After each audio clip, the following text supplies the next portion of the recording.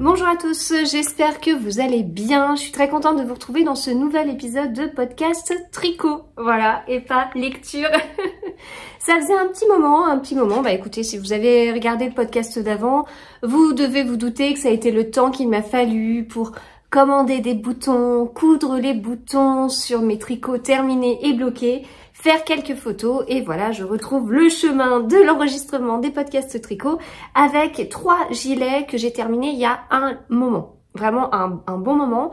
Là, actuellement, en fait, comme j'avais ces 3 gilets qui attendaient que j'enregistre, après avoir attendu d'avoir des boutons, etc., eh bien, je commence à cumuler des tricots à bloquer. 3, 4 à bloquer. Donc une fois que maintenant que cette vague va être ok, je vais pouvoir bloquer ces fameux tricots. Et puis après,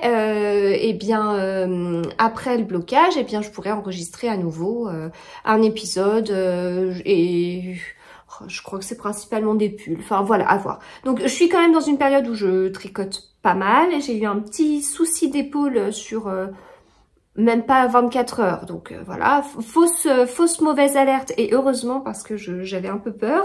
Donc à suivre, en tout cas, à suivre. Et bon, sinon voilà, j'ai un bon rendement. Je le vois aussi par rapport à mon stash qui a pris une sacrée claque ces derniers temps. Et donc presque mon stash ne demande qu'à être rempli.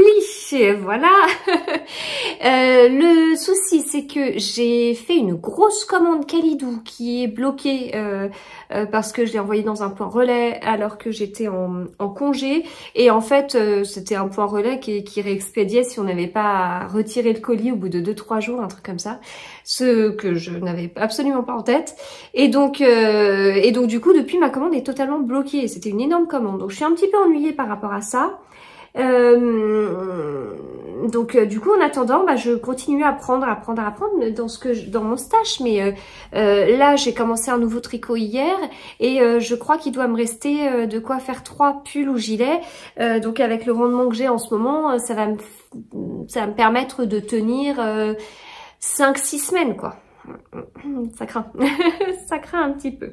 Voilà, donc ça c'est les actualités autour du tricot, mon état d'esprit tricot en ce moment. Donc mon état d'esprit c'est tricot. Il y a qu'un moment où j'ai pas tricoté, c'est lorsque j'étais en vacances en Italie parce qu'on avait vraiment très chaud et on a pas mal vadrouillé et dans la voiture je préfère lire que de tricoter et au bord de la piscine j'avais vraiment très chaud pour pouvoir lire et tricoter en même temps. Pourtant j'avais tout emmené. Donc là c'est vrai qu'il y a une semaine où je n'ai absolument pas touché à mes aiguilles, ce qui est assez rare. En revanche on est parti en vacances à Guérande et alors là j'ai beaucoup tricoté au bord de la piscine justement, mais il s'avère que le temps breton n'est pas, enfin Guérande n'est pas en Bretagne, le temps de la Loire-Atlantique n'est pas tout à fait le même que le temps en Italie, en Toscane. Voilà, allez, et ben écoutez, c'est parti. Premier gilet dont je vais vous parler, le gilet de la frustration. Bah oui et non, enfin je vais vous expliquer pourquoi. Frustration, mais en même temps c'est positif. Mon intro est bizarre. Alors, il s'agit d'un design que j'ai créé, que j'ai tricoté il y a un an à cheval sur juin et juillet 2022, donc il y a un petit peu plus d'un an. Et c'est un design que j'ai créé et que pour lesquels je ne rédigerai pas les explications. Voilà, comme vous le savez, je fais une pause définitive, provisoire, je ne sais pas, une pause dans la création de design tricot. C'est quelque chose qui m'a accompagnée pendant plusieurs années. Je me rappelle de certains moments forts, comme le tout début du confinement, où ça m'a fait beaucoup de bien de créer des designs, enfin de me plonger comme ça dans de la création, etc. Enfin voilà, ça m'a apporté beaucoup à certains moments. Comme je dis, j'en avais besoin. C'était une sorte d'exutoire, je sais pas. Enfin, en tout cas, j'en avais vraiment besoin. Il s'avère que maintenant, c'est devenu plutôt une contrainte et donc j'ai besoin de temps pour moi et la création de design n'est plus du temps que je considère pour moi. Me poser, créer des diagrammes, écrire les explications, ajouter les photos aux explications, enfin toute la fin, gérer le test et compagnie. Tout ça, c'est des choses que je n'ai plus envie de faire. J'ai envie de remplacer ça par de la lecture et mes temps de lecture sont, mis à part dans la voiture, mes temps de lecture sont toujours accompagnés de moments tricot. Donc je préfère tricoter et lire que de faire tout ça. Ça reviendra peut-être, mais voilà, les temps changent, les gens changent. Et donc pour moi, c'est voilà, pour moi c'est plus ce dont j'ai besoin. Donc depuis que j'ai pris cette décision, et que je suis ok avec cette décision, sans culpabiliser, sans machin, etc. Et ben écoutez, je m'éclate. Et vraiment, je prends plaisir à découvrir des créatrices que j'ai jamais tricotées, notamment des créatrices qui ont sorti des modèles ces dernières années, qui ont émergé ces dernières années, ben, je les découvre et j'en suis ravie. C'est hyper stimulant en fin de compte, parce que j'apprends énormément. Là, j'ai fait un design, j'ai tricoté le design de quelqu'un et c'était hyper enrichissant en fait. Enfin voilà, c'est très intéressant et au final, autant quand je commençais à créer le design, je trouvais que c'était hyper stimulant et intéressant intellectuellement. Bah là, maintenant que j'ai stoppé ça parce que j'arrivais dans une certaine routine et que je repars sur des designs créés par d'autres personnes, eh bien je trouve à nouveau que c'est stimulant et tout de faire ça, parce que je m'adapte à chaque fois à un nouveau modèle, parfois écrit en français, parfois écrit en anglais, et je m'adapte aux techniques. Enfin voilà, j'apprends beaucoup et c'est bien. Voilà. Donc j'y prends goût et c'est aussi pour ça que j'ai un sacré rendement en ce moment. Mais il restait un design que j'ai créé et que je ne vous avais pas encore présenté parce qu'il fallait que je le bloque et puis après il fallait que je mette des boutons. Mais il a surtout attendu longtemps que j'écrive les explications, ce que je n'ai jamais fait. Voilà. Donc il s'agit de ce gilet-là. Je l'adore, je l'adore. C'est là où il y a la frustration parce qu'en fait je l'adore. Enfin quand je l'ai passé là pour faire quelques photos, j'ai eu un coup de cœur quoi pour un design que j'ai créé, mais je vais pas écrire les explications un an après avoir tricoté le gilet, c'est hors de question. Voilà. Et puis pas avec tout ce que je viens de vous dire. Donc voilà ce fameux gilet. Bon. C'est un gilet que j'ai créé avec de la laine de chez Arco Iris Yarn en qualité Dr. Wool. Et c'est des échos qui m'avaient été offerts par Elodie Hello Tulip et Aurélie de Steinberger Knits pour mon anniversaire en 2021. Donc en juillet 2021. Et voilà, alors je peux pas vous dire le coloris, je l'avais pas noté, avec le déménagement, les étiquettes, je les ai pas gardées. J'ai juste retrouvé sur une photo du moment où elle m'avait offert les écheveaux, un écheveau un peu tourné avec une étiquette où le début du coloris c'est ROCK, R-O-C-K. Et du coup je sais que c'est que le début parce qu'apparemment il y a quand même d'autres caractères après, j'ai pas réussi à lire parce qu'il était caché. Et je voulais aller sur le site de Ludivine Arco Iris Yarn pour retrouver du coup le nom du coloris pour pouvoir vous le dire, sauf que le site est en pause pour congé. Donc voilà, j'ai pas pu du tout y accéder. Mais vous avez des indications, c'est de la Arco Iris Yarn, c'est la qualité Dr. Wool et le coloris commence par ROCK. Voilà, c'est une petite enquête. Donc voilà du coup ce fameux gilet.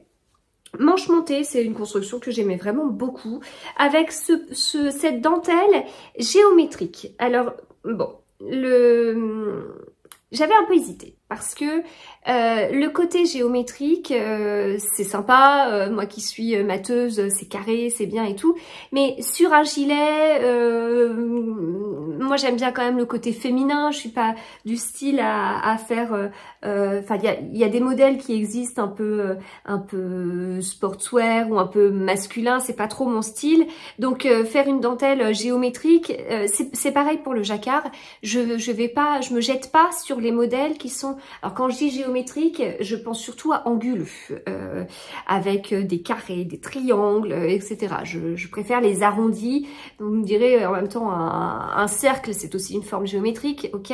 Mais ce que j'entends du coup par forme géométrique, c'est vraiment le côté et pas du tout, voilà. J'espère que mes explications visuelles sont meilleures. Donc, je craignais un petit peu. Oui, mais c'est de la dentelle. Donc, de la dentelle avec des jetés et tout. Et du coup, je trouve que ça vient adoucir ce côté... Voilà. Donc, on voit bien que ce ne sont pas des arrondis. Hein, on voit bien que ce sont des triangles.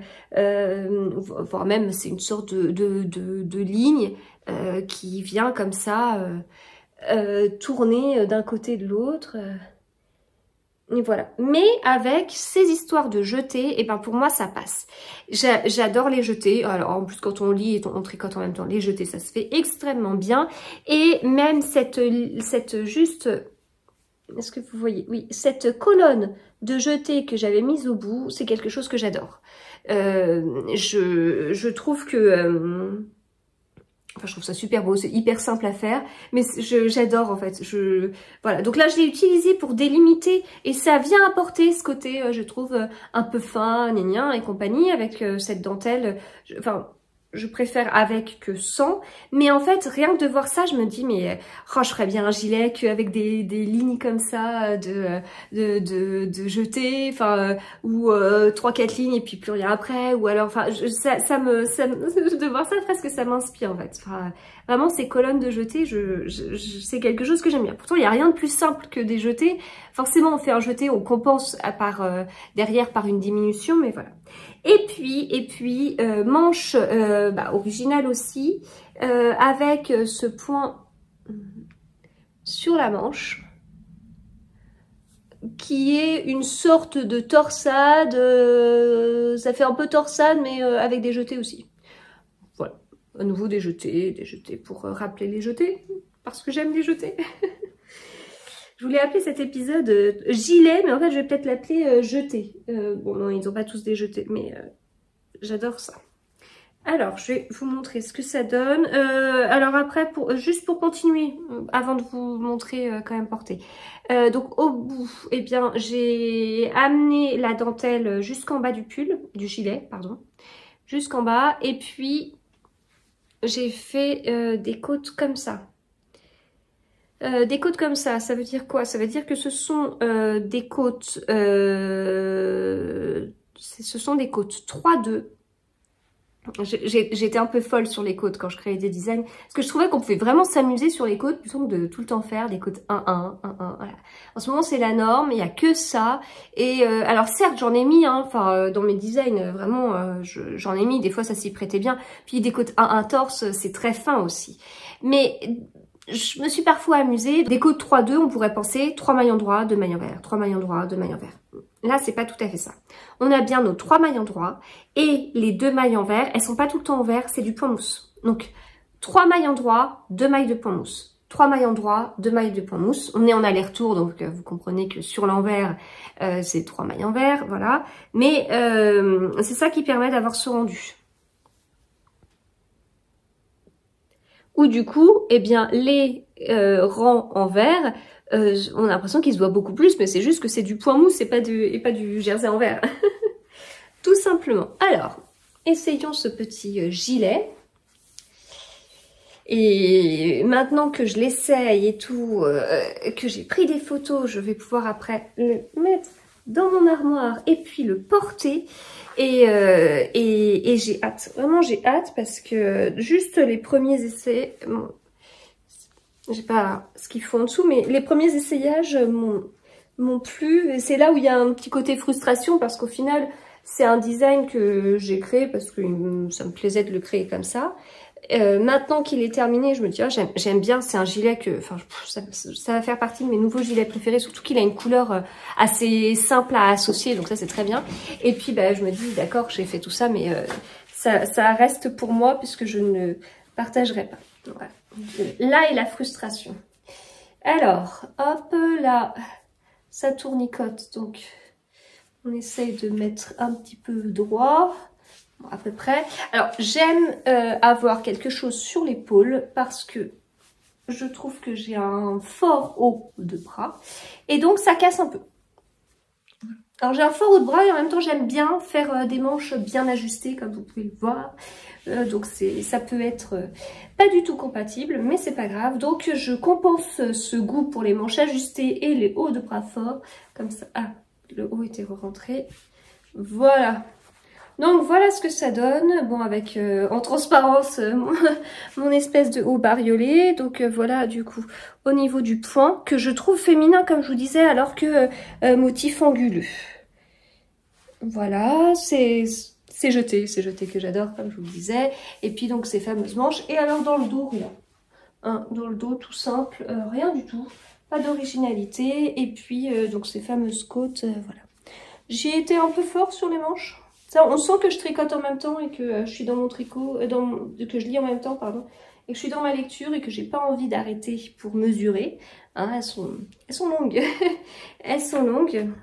En même temps, je pense que je commence à être un peu exigeante sur la longueur des manches et je voudrais presque qu'elles fassent une certaine longueur au centimètre près, ce qui n'est pas du tout possible parce que voilà, la laine ça bouge au blocage et puis voilà, ça va dépendre aussi de... Alors la laine bouge au blocage, donc les manches peuvent s'étendre au blocage et puis tout peut s'étendre au blocage. C'est-à-dire que là, quand je l'ai fait, mon gilet, eh bien les manches elles tombaient pile où il fallait. Pour que ce soit idéal, il faudrait que ce soit un peu comme ça, ouais, même peut-être un peu au-dessus. Ça, là aussi, ça s'élargit un petit peu, donc ça c'est un petit peu plus élargi que ce que je pensais. Et donc ça, la manche va commencer d'un peu plus bas aussi, et donc forcément, bah, elle va être encore un peu plus longue, quoi. Tout cet espace-là, bah, quelque part, on le retrouve en bas, alors que j'avais essayé mon gilet avant blocage, etc. En fait, pour faire les manches idéales, je mets, enfin... C'est une méthode qui est pas très rigoureuse, mais j'enfile mon gilet au fur et à mesure. J'enfile mon gilet alors que j'ai commencé la manche, et puis je vois, puis je me dis, ok, donc sachant que les manches vont certainement augmenter lors du blocage, j'essaye de m'arrêter à peu près là pour avoir une manche qui va là. Parfois, en plus, j'ai tendance à tirer un peu sur les manches au blocage. Enfin, bon. Mais au final, c'est en me basant sur le gilet avant blocage. Donc voilà pour ce gilet à manches montées que je ne partagerai pas. Et donc je l'avais tricoté du haut vers le bas avec un montage provisoire au crochet. Montage provisoire au crochet. On tricote un demi devant, un autre demi devant. Derrière, on récupère un premier montage au crochet. On monte des mailles pour l'arrière du cou, on récupère l'autre montage provisoire au crochet, on fait le dos, puis après on rassemble le tout, et puis petit col en I-cord. Et puis boutons assez espacés. Voilà, des fois je mets des tout petits espaces entre les boutons, et alors là non. Là c'était des grands espaces, et la bordure se tricotait en même temps. Et la bordure était au point mousse.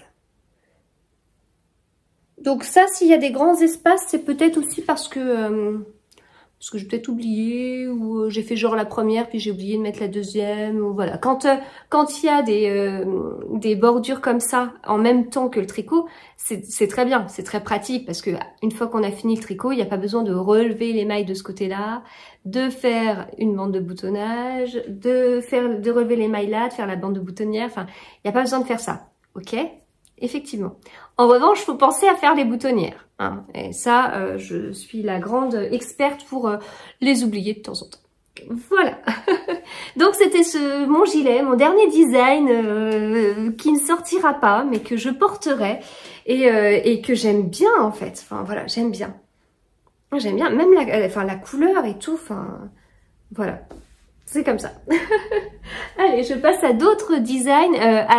D'autres designs de deux créatrices différentes que j'ai tricotées récemment. Et donc, comme vous savez, j'étais dans une grande période de Mérino plus mohair. Je sors un petit peu de cette période, mais elle est quand même pas loin. Et je sors de cette période aussi pour des besoins de stash, hein, parce que je n'ai plus assez dans mon stash. Et donc, je vous montre ça tout de suite. Je continue avec le Magnolia Chunky Cardi de Camilla Wald, qui est un modèle avec la fameuse dentelle que voici, que la créatrice a utilisé, réutilisé, réutilisé sur plein de designs différents. Alors c'est le genre de truc où je me... Enfin, quand je vois ça, je me dis, au bout d'un moment, je me dis, bah c'est sympa, mais ce serait bien que... qu'on passe à autre chose, quoi. Enfin, ok, un design a eu du succès, mais ce serait bien, au lieu de le décliner, de faire un peu autre chose. Et en même temps, je trouve ça très bien parce que j'avais envie de quelque chose de particulier avec une grosseur de fil et tout ça. Et enfin, je voulais un gilet avec une certaine grosseur de fil et je voulais ce motif-là. Et donc, bah, vu qu'elle a tout, elle a décliné en adulte, enfant, fil épais, fil fin, gilet, pull et compagnie, bah du coup, j'avais que l'embarras du choix et j'avais plus qu'à choisir le modèle avec l'échantillon que j'avais, quoi. Voilà.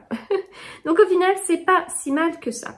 C'est un modèle que j'ai en tête depuis très longtemps. Ça fait, je pense, depuis 4 ans que je voulais faire ce modèle. J'avais commencé à me préparer fin 2019 pour le faire. Et puis voilà, j'ai été prise justement par tout le début de mes designs. Donc je l'ai laissé de côté. Puis bah, écoutez, l'envie n'est pas partie.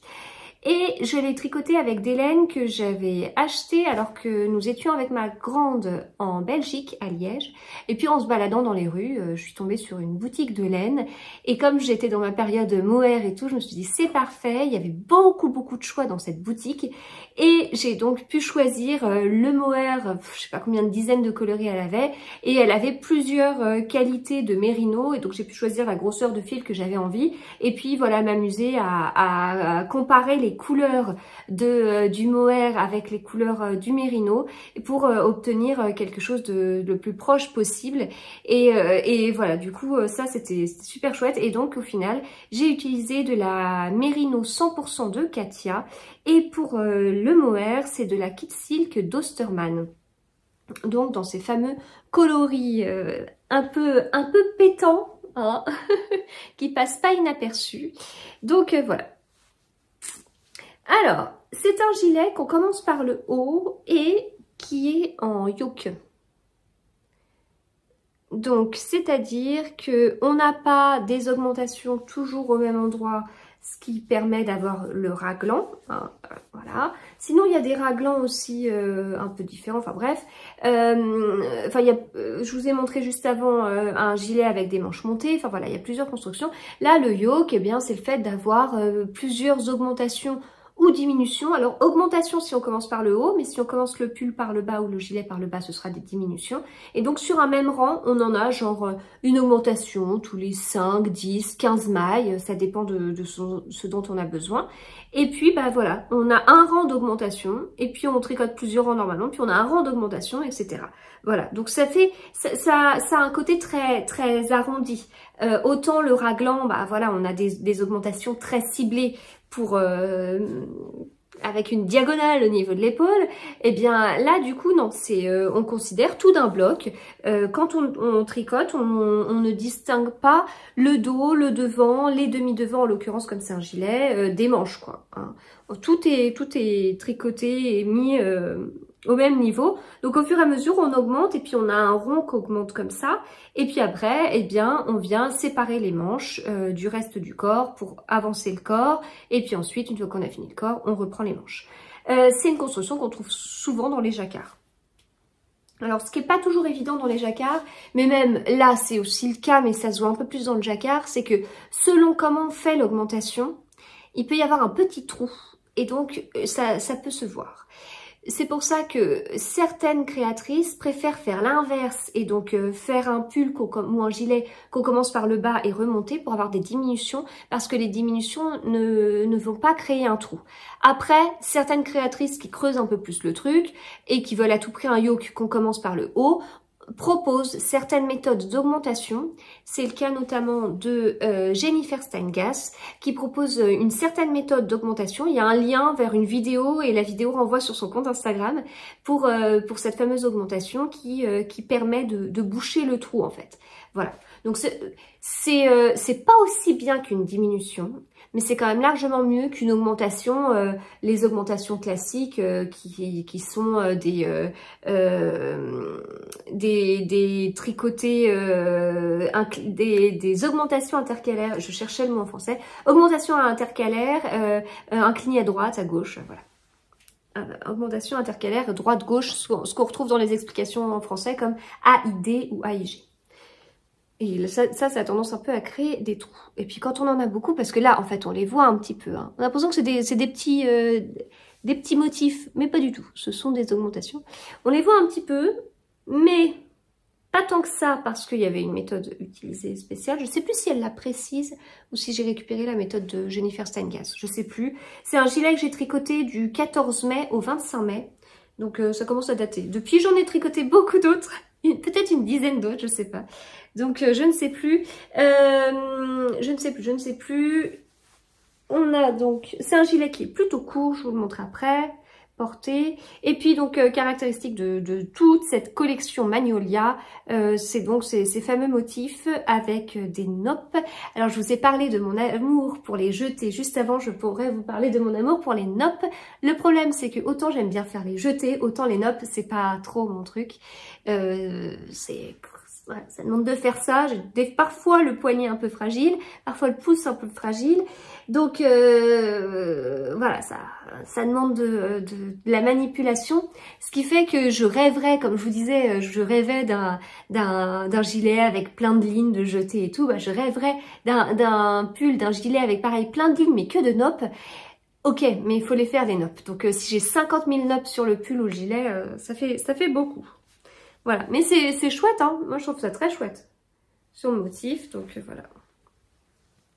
Dans le dos, c'est pareil, donc le dos est exactement pareil, tout simple sur le haut jusqu'à ce bas avec ce fameux motif. Et puis on a les côtes qui continuent dans le motif. À partir de là, on a les côtes, vous voyez, qui commencent à se former. Et donc les côtes sont présentes et tout, mais sont vraiment... totalement fondu en fait, et ça je trouve ça très très chouette. J'ai acheté des boutons chez Rascol et je suis contente parce qu'on est plutôt alors il brille donc vous voyez le reflet de la lumière dedans, mais il reste à peu près ton sur ton, mais j'ai beau tourner le tricot, là on a l'impression qu'ils sont ils sont presque phosphorescents, mais pas du tout. Mais non, on est à peu près ton sur ton, même si j'ai du mal à vous le montrer. Et sur le bas des manches, on a un petit motif aussi qui reprend pas totalement le motif parce qu'on n'a pas les noppes, etc., etc. Voilà. Alors, je vais l'enfiler pour vous montrer ça. Il fait très chaud. Il fait très très chaud. Et donc, enfiler un gros gilet comme ça. Alors, la Merino 100% de Katia, c'est pas de la fingering. Alors, la fingering, c'est une grosseur de fil où, en fait, si vous avez 100 grammes de fil, de pelote, eh bien, il y a 400 mètres ou 366 mètres. Ouais. C'est entre 370 et 400 mètres pour 100 grammes. Donc, ça fait du 200 mètres pour 50 grammes si vous tricotez plutôt en pelote qu'en écheveau. Donc, ça, c'est de la grosseur de fil fingering. Fil chaussette, comme on dit. Le gilet que je vous ai présenté avant, c'est ça. C'est cette grosseur de fil là et c'est ce que j'ai principalement dans ma garde-robe au final. Là, la Merino 100% de Katia, je sais plus la grosseur de fil que c'est. Faut pas oublier que moi j'ai tendance à tricoter un petit peu lâche et je me retrouve à tricoter des modèles de créatrices qui parfois tricotent un petit peu serré. Donc je me méfie toujours de la grosseur de fil préconisée. J'ai conscience de tricoter un petit peu lâche, mais enfin... C'est pas non plus très très lâche, mais bref. Je tricote beaucoup moins lâche qu'avant. Mais par exemple, hier, il y avait un modèle qui me plaisait, tricoté avec de la fingering. L'échantillon était de 31 mailles. Là, j'ai un peu rigolé et je me suis dit, bah non. Là, je pense que c'est en l'occurrence quelqu'un qui doit tricoter très très serré. Ou alors, le fil utilisé, c'est pas du 400 mètres, c'est du 500 mètres. Je sais pas si ça existe, mais... Donc voilà, du coup, je fais toujours attention à ça. Donc ce qui fait que là, moi, je vous dis les qualités que j'ai utilisées. Donc de la Merino 100% de Katia avec un kit silk de chez Osterman. Peut-être que vous, pour tricoter ce modèle, il va falloir que vous utilisiez un autre type de fil. En fait, comme par exemple, moi, de la fingering, je suis sur du 24, 25 mailles. Et encore 25 mailles, ça va dépendre de ce que j'utilise. Là, hier, mon échantillon, c'était avec de la fingering en aller-retour. Je tricote plus serré en aller-retour. Bah, j'étais avec du 24 mailles en aiguille 3. Donc oui, là, 23 mailles, bon, 24 mailles, pardon, en aiguille 3, voilà, ça coince un petit peu. Tricoter de la fingering en 3,5, pour moi, c'est déjaugé. Donc je me méfie, surtout quand on arrive sur des grosses laines comme ça, quand on veut un échantillon de 18, 16 mailles, bah là, quand je vois les épaisseurs de fil, je coince un petit peu quoi. À côté de ça, il y en a qui font des modèles de gilets en fingering avec un échantillon de 21 mailles. Bah moi, 21 mailles, je l'obtiendrai si j'utilise une grosseur de fil sport qui est intermédiaire du coup entre de la fingering et de la déca. Bon, du coup, j'arrête pas de parler avec ce gros gilet qui... Donc, tout ça pour vous dire qu'il est plus gros que ce qu'on peut penser. C'est pas de la fingering et du mohair, c'est encore plus épais que ça. Et donc, je vais pouvoir vous le montrer porté. Alors, je suis toujours pas habillée comme il faut. Donc, vous le voyez, je porte un short. Mais c'est pas grave. On va le faire quand même, ça va le faire quand même. Donc, un petit peu court, hein. Voilà, un petit peu court. Ça peut être sympa avec une jupe. Je porte pas mal de jupes longues l'hiver. Enfin, automne, hiver, printemps, quoi. Et donc, ce sera pas mal. Manches, je les ai faites un peu longues. Ça pourrait aussi, cet épisode pourrait aussi s'appeler l'épisode des manches très longues. Voilà, j'aime bien le rendu. Donc là, plutôt boutonnière rapprochée, mais... bande de boutonnière dans ce sens-là, c'est-à-dire qu'on a vraiment relevé les mailles pour les faire après. Donc j'ai mieux géré. J'ai pas oublié de boutonnière ici, il n'y a pas de souci. Voilà, côte un torse partout et puis intégré dans les motifs comme je vous le disais pour le reste. Et puis dans le dos, bah, ce motif qui se poursuit ici avec ces petites noppes qui viennent créer du relief. Hein, parce qu'une petite noppe, c'est une petite boule. Hein. Donc voilà. On vient vraiment créer, je sais pas si vous arrivez à bien voir, mais créer une petite boule en tricot, quoi. Sur de la laine épaisse comme ça se voit. Il existe plusieurs types de noppes. Moi, je me fie à soit à ce que la créatrice dit. Et si elle dit rien, je fais comme j'ai envie. Mais il existe plusieurs types et plusieurs façons de faire des noppes. Voilà. Bon, les boutonnières, elles sont peut-être un peu plus rapprochées là que... Là, après ça dépend aussi... Alors, il y a le même espacement entre les boutonnières, ça j'ai pas de souci. Parfois, c'est l'endroit où je vais coudre mon bouton, qui peut être... Là, peut-être que j'ai cousu un petit peu plus rapproché de là que de là, et puis pareil, et puis après un peu plus éloigné.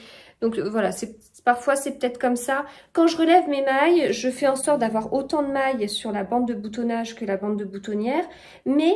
peut-être que je les relève pas de la même façon, et même si j'essaye de relever régulièrement, peut-être que là, sur cette partie-là, j'en ai relevé 20 et ici 10, et puis inversement. J'exagère, hein, on est d'accord, c'est pas poussé à ce point-là. Mais voilà, il y a ça, et donc des fois, je me fie au nombre de rangs, de mailles, pardon, par exemple, là, je vais me dire, tiens, il y a 5 mailles avant la prochaine boutonnière. Et bien là, je vais compter 5 mailles avant de coudre le bouton. Oui, mais peut-être que je n'avais pas relevé de la même façon. Donc, il y a parfois des petits décalages comme ça. C'est très agaçant parce que ça se voit. Mais bon, enfin, ça se voit. Je porte pas mon gilet sans bouger non-stop non plus. Mais bon, bref, voilà, ça peut s'expliquer comme ça.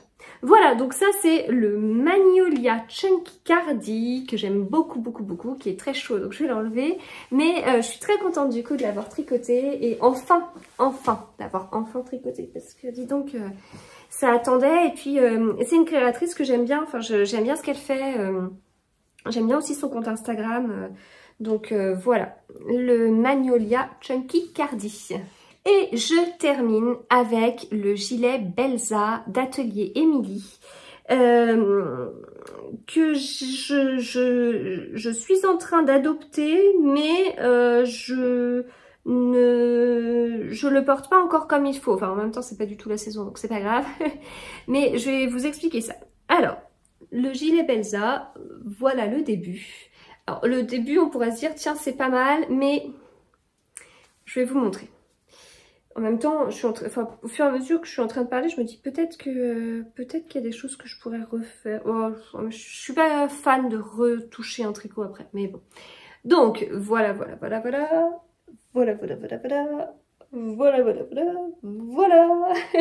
C'est un gilet col V, comme vous le voyez, avec cette patte de boutonnage là, voilà.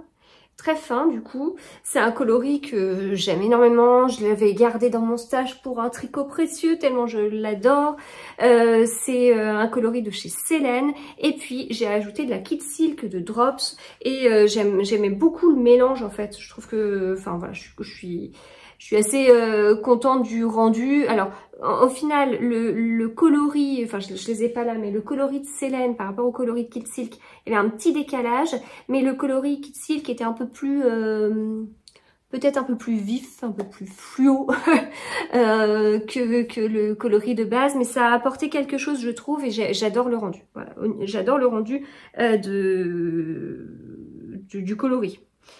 Donc voilà. Après sur le modèle, donc très chouette à tricoter, voilà, c'est... Alors depuis j'ai tricoté un autre design d'atelier Émilie qui était construit de la même façon, donc comme je vous dis, moi je trouve que c'est hyper intéressant de tricoter des modèles d'autres créatrices parce que ça me permet de voir le choix de chacun. Là quand on est sur un type de manche comme ça, comment est-ce qu'on choisit de faire, donc moi je vous ai parlé de moi j'ai tendance à faire un montage provisoire au crochet que je viens récupérer par la suite et compagnie. Je commence par les demi-devants ou le devant avant de commencer par le dos. C'est un peu mes habitudes. C'était pas comme ça.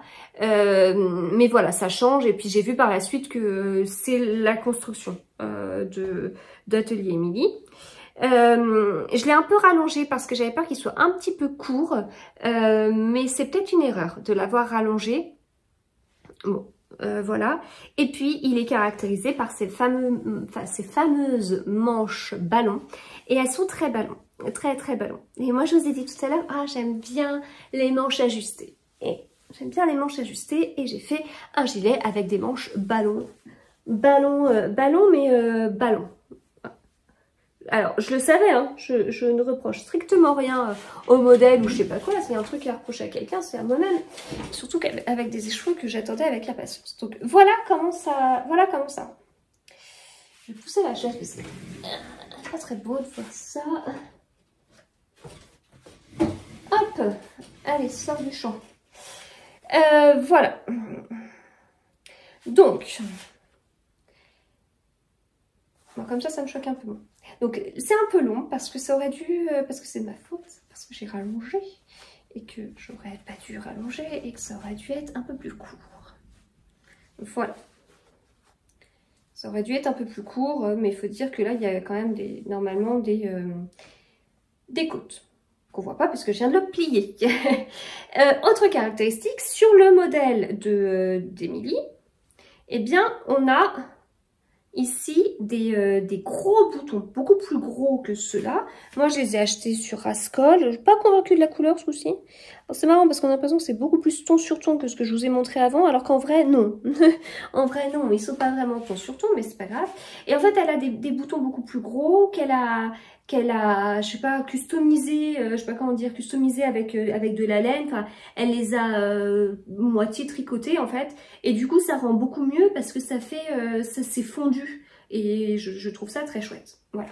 Bon, du coup, donc parce que j'ai regardé rapidement le truc. Je me dis pourquoi moi je me retrouve avec un truc qui fait comme ça, presque négligé, alors que le sien il fait super classe, il y a un loupé.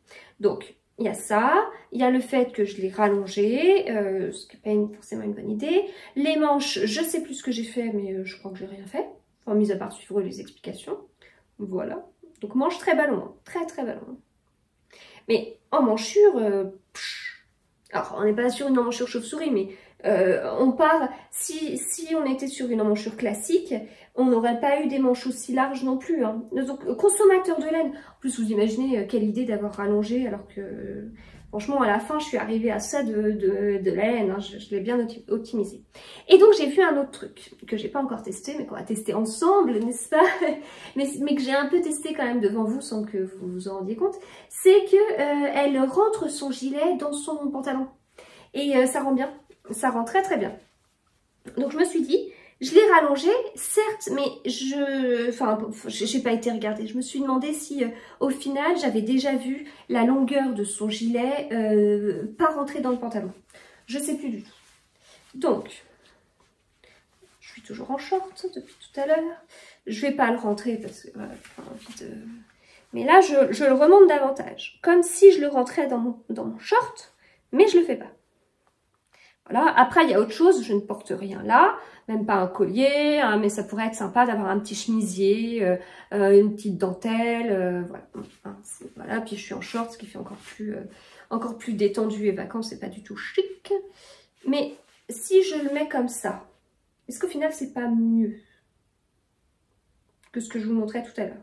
Vous pouvez pas me répondre, mais ah si, vous pouvez me répondre en commentaire, mais je vous entends pas. Si vous me dites, ah oui, c'est vraiment mieux. Si vous me dites, non, non, non, il y a encore un truc qui va pas. Non, mais j'aime bien comme ça, en fait. Donc, c'est pas mal comme ça. Après, il faut que je vois, parce que forcément, c'est un gilet que j'aimerais porter au travail. Et forcément, je n'irai pas au travail en short. Donc, faut que je teste avec un pantalon. Et surtout, avec mes fameuses jupes longues, là, élastiquées. Non mais alors l'élastique pour le coup je le porte là, donc du coup il faudrait le remonter encore plus que ce qu'il est remonté pour bien simuler et pour voir. J'ai par exemple une jupe tulle noire, peut-être que ça peut être pas mal, mais sinon une jupe à motif avec dans les motifs un rappel de ce coloris là, et ben ça pourrait être pas mal à tester, puis avec quelque chose là parce que franchement c'est un peu c'est un petit peu vide quoi. Enfin, un truc un petit peu plus chic quoi, enfin, avec un petit collier en perles que je n'ai pas, mais on peut imaginer. Je vais m'acheter des bijoux pour me convaincre que si mes tricots ils sont trop bien et ils vont avec mes nouveaux bijoux. Enfin, je rigole, mais en fait ça m'est déjà arrivé d'acheter des blouses pour aller avec des gilets, hein. Et c'est des tenues que je porte. Enfin, quand je mets la blouse, je sors directement à certains gilets, voilà. Et ben c'est peut-être pas mal comme ça en fait. Ah bah oui, je trouve que ça change pas mal de choses. Et donc derrière, bah voilà, si je le plie, il fait ça. Après c'est juste dommage que d'avoir tricoté 15 cm de plus. Non mais sérieux, j'en ai tricoté quand même beaucoup plus. C'est l'histoire que ça rentre bien dans un pantalon. Hein, voilà, du coup ça permettra vraiment de bien tenir le pli. Parce que là c'est moins bien, hein. Bon, voilà, j'avais besoin de discuter avec vous. Donc, du coup, voilà ce gilet. Ah mais non, mais je suis contente en fait. Enfin là, de l'avoir vu plier comme ça, hein, je suis contente. Donc, bah, consommateur de laine, mais voilà, ne faites pas comme moi, ne le rallongez pas, c'est pas forcément une excellente idée, il n'y a pas besoin. Il y a quand même ce côté doudou, hein, parce que je trouve que là, avec ce que je vous ai montré en faisant le pli et tout, ça lui donne un petit côté un peu plus chic, et il manque, voilà, comme je dis, un petit quelque chose là, soit un bout de dentelle, soit un petit collier, quelque chose, mais voilà, il a un petit côté doudou, et en même temps, il peut avoir ce côté un peu chic. Tout dépend comment on le porte. Si on le porte sans rien, sans le plier, en short, certes, ça fera un peu négligé, mais voilà, à accessoiriser. J'aime bien ce V. J'aime beaucoup ce V, j'aime la pente du V, l'endroit où il s'arrête. Je trouve pas ça indécent, c'est pas un grand V comme ça. Enfin voilà, il n'y a pas d'histoire de décolleté qu'on commence à voir. Non, je le trouve bien comme il faut. Après, ça peut être très intéressant aussi d'avoir un grand V à condition de bien porter quelque chose en dessous. Mais là, j'aime bien. Voilà, j'aime bien. J'aime cette bordure que je trouve... En fait, il est simple comme gilet, il est simple. C'est du jersey et tout, donc du coup il n'y a pas de motif, il n'y a pas de motif en dentelle, il n'y a pas de torsade, il n'y a pas de motif en jacquard, tout est dans la construction. Donc du coup c'est quand même assez important et elle est soignée. Et c'est pour moi ça fait partie des caractéristiques des designs d'atelier Émilie, c'est que globalement c'est simple, c'est... Globalement, ils sont pas tous comme ça ces designs, mais il y a beaucoup de jersey, beaucoup justement de mélange mérino-mohair, mais en contrepartie, c'est des constructions qui sont soignées, travaillées. Donc voilà, construction soignée, travaillée, ça veut dire soit au niveau de la façon dont c'est fait sur alors parfois un raglan, enfin je pense au pull secret. Qui est un design que je porte beaucoup, un pull qu'elle a créé, que je porte énormément, avec voilà la construction à ce niveau-là.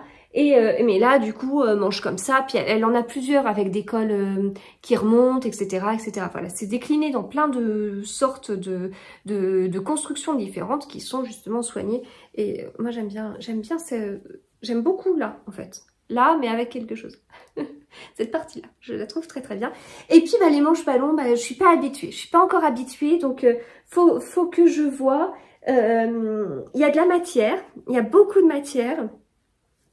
Faut que je vois là comme ça, je me dis j'ai l'impression que j'ai l'impression qu'au travail, bon j'écris pas beaucoup, je suis surtout devant un ordinateur, mais j'ai l'impression que je vais ramasser plein de trucs et en même temps je suis en train comme pendant que je vous dis ça, je suis en train de m'imaginer au travail, mais en plein hiver, et je me dis c'est bien, je vais pouvoir mettre plein de choses en dessous, je vais pouvoir mettre des manches, non mais je vais pouvoir mettre un gros pull en dessous par exemple, enfin faut que ça reste, je vais pas superposer celui-ci avec le pull secret par exemple, mais je peux mettre un bon sous-pull épais. Des fois moi quand je tricote des manches qui sont trop serrées, bah, c'est pas pratique de mettre quelque chose en dessous. Là je vais pas être embêtée, pouvoir mettre un pull en dessous, voilà, et puis si j'ai froid, parce que comme le truc c'est de limiter le chauffage, peut-être que ce sera encore le cas l'hiver prochain comme cet hiver, bah du coup je vais avoir besoin de bien me couvrir. Voilà, bon, l'avantage c'est qu'en contrepartie la clim est limitée et ce qui me convient, et bizarrement en tant que frileuse je trouve ça plus logique de limiter la clim que de limiter le chauffage.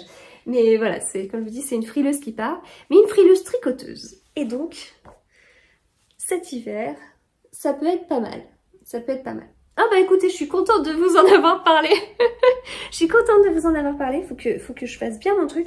Mais là, j'imagine bien quand même un petit truc, un petit bout de dentelle blanche là. Ça peut être pas mal du tout. Bon, bah voilà. C'était bien d'enregistrer, c'était bien. Donc c'est le gilet Belza d'Atelier Émilie. Et voilà, du coup je vais m'arrêter là. J'ai pas trop envie de vous montrer mon encours parce que j'ai tricoté ça hier soir de mon encours. C'est un tout début de col justement qui va être, enfin on est sur un col V et donc voilà, ça peut être, ça me fait penser un petit peu à cette construction, mais bon. Donc voilà, mais je vous montre pas, je vais vraiment pas beaucoup avancer, il y a pas trop d'intérêt à vous montrer ça, mais voilà, sachez que j'ai ça, toute une pile comme ça à bloquer. Avec les chaleurs qu'il va faire, ça va chauffer, n'importe quoi, ça va sécher très très vite. Et s'il n'y a pas de gilet, je sais plus ce qu'il y a dans ce tas, mais il y a au moins un gilet. Oh, j'en ai 3, 4. Ah, si, j'en ai 4. J'ai un pull vert, un gilet vert, un pull ou un gilet dans les tons orangés. Je sais plus si c'est un pull ou un gilet que j'ai fait. Et puis j'ai un pull bleu foncé qui tire vers le turquoise pétrole là, avec du lin. Donc voilà, si dedans, si je me trompe pas et que dedans il y a bien qu'un gilet, bah du coup ça peut être prochain épisode 3 pulls. Allez. Et puis les gilets, ils attendront d'avoir des boutons. Je ferai une commande Rascol globale avec le gilet que je suis en train de tricoter et celui qui m'attend, c'est un gilet que j'ai tricoté au bord de la piscine à Guérande. Voilà, bah écoutez, je vais m'arrêter là. J'aime bien enregistrer ces vidéos en fait, c'est bien. Je revis avec le tricot comme vous pouvez le voir et tous ces designs. Et puis voilà, ces écheveaux, comme je vous dis, qui défilent. Et ça commence à me faire un peu peur parce que autant avant d'être autant dans la lecture, autrement dit quand les enfants étaient encore petits, eh bien je maîtrisais très bien ma palle et donc ma palle qui est l'équivalent du stache dans la lecture. Et en revanche le stache c'était le gros bazar et parce que c'était plus simple de tricoter. Enfin voilà, avec les enfants je pouvais tricoter en surveillant quand ils étaient en train de jouer, mais maintenant ils ont plus besoin de les surveiller quand ils jouent. Et donc voilà, maintenant ma palle explose, je rame pour la faire descendre à 300, alors pourtant je l'ai comme une folle en ce moment. En revanche le stache je le vois fondre à vue d'œil et j'ai pas envie de racheter des écheveaux comme je pouvais faire avant, d'acheter autant d'écheveaux. Quoique je suis contente puisque je les ai bien utilisés, donc ça m'a été utile, mais enfin voilà, je peux pas tricoter. Enfin, ça m'embêterait de tricoter 2-3 pulls gilets par mois qu'avec des écheveaux. Enfin, c'est plus un budget que j'ai envie de mettre ici. Donc, et en même temps, j'ai besoin de tricoter. Donc voilà, à réfléchir. Je n'abandonne absolument pas les beaux écheveaux de laine teinte-main parce que c'est un bonheur. Mais faut juste que enfin, je pourrais pas tricoter que ça. Voilà. Bon, j'ai fini mon blabla. C'était un plaisir d'enregistrer. J'espère que vous avez bien aimé cet épisode. Et puis écoutez, on se retrouve bientôt pour plein d'autres choses. À très vite.